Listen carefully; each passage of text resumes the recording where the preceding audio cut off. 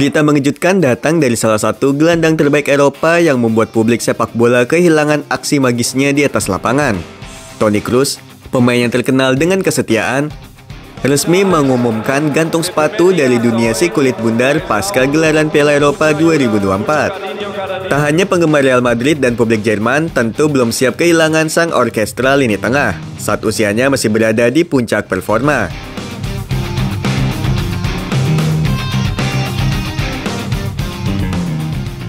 Kroos dikenal sebagai pemain dengan penampilan dan sikap sederhananya sebagai pesepak bola.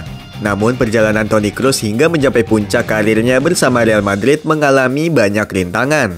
Ia pernah dihina, dikhianati, hingga dibuang oleh klub yang sebenarnya adalah klub impiannya sejak kecil. Lahir di Greifswald, Toni Kroos sudah mencintai sepak bola sejak kecil.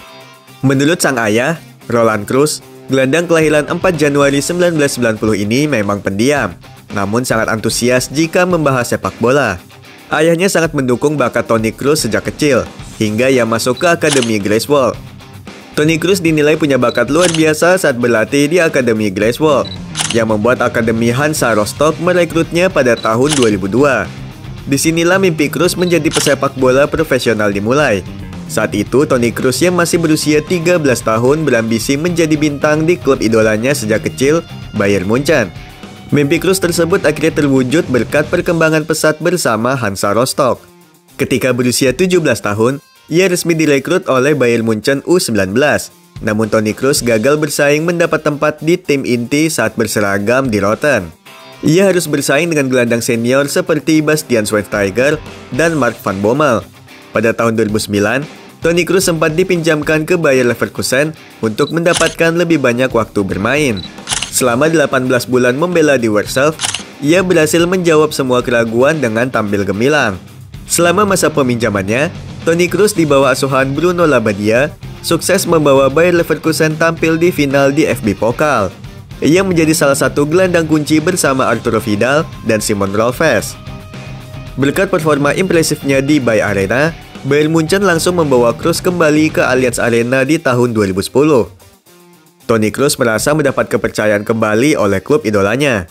Toni Kroos sempat berpikir untuk pensiun bersama di Rotten. Ia menjadi gelandang kunci yang tak tergantikan bagi FC Hollywood hingga tahun 2014. Kontribusinya bagi Bayern Munchen juga krusial, terutama saat mengantarkan The Bavarians meraih treble winner di musim 2012-2013. Namun alih-alih mendapatkan apresiasi, pada tahun 2014, Toni Kroos menghadapi situasi yang merugikan dirinya di tahun 2014. Meski telah memberikan kontribusi besar bagi Bayern Munchen, ia masih dibayar 4 juta euro oleh klub.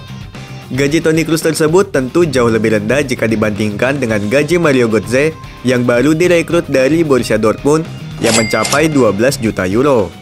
Dengan kurangnya dukungan penuh dari pihak manajemen klub, Toni Kroos merasa jika ia layak mendapatkan gaji yang setara dengan pemain The Bavarians lainnya.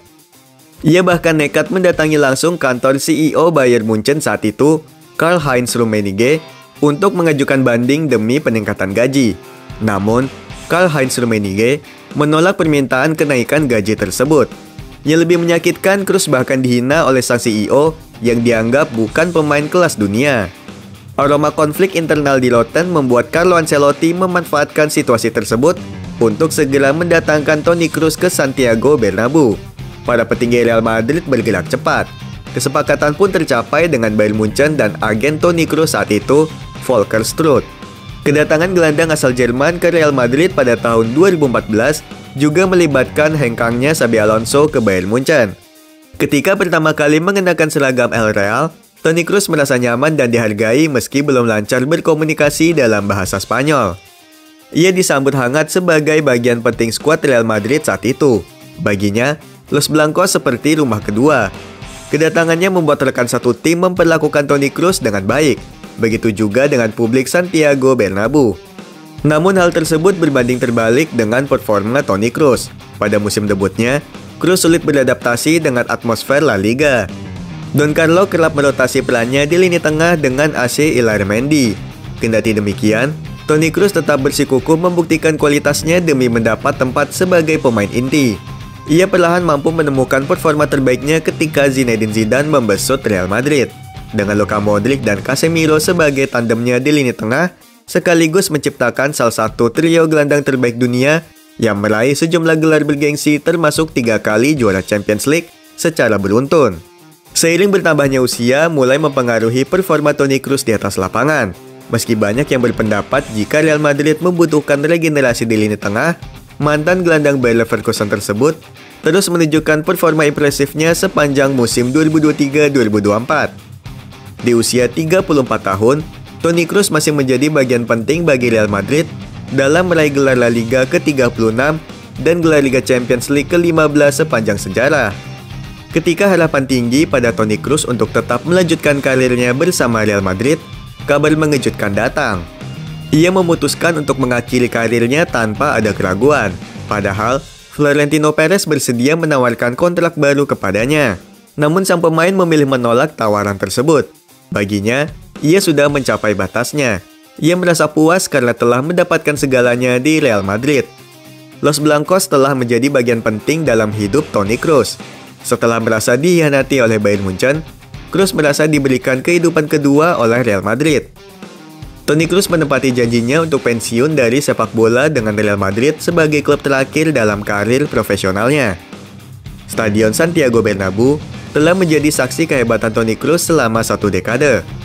Publik Santiago Bernabeu juga menganggap Kroos sebagai salah satu pemain setia dan berpengaruh bagi klub. Di pekan terakhir La Liga musim 2023-2024, Real Madrid mengadakan sebuah acara perpisahan yang istimewa untuk Toni Kroos sebagai bentuk penghargaan atas kesetiaannya. Di Santiago Bernabeu, Kroos menyampaikan salam perpisahannya kepada klub yang telah menyelamatkan karir sepak bolanya. Pendukung Real Madrid berbondong-bondong datang ke stadion untuk menyaksikan momen terakhir Toni Kroos menginjakan kakinya di markas kebesaran Los Blancos tersebut. Di bawah atap megah Santiago Bernabeu, para Madridista melepas kepergian idolanya yang begitu berjasa sekaligus momen menyedihkan.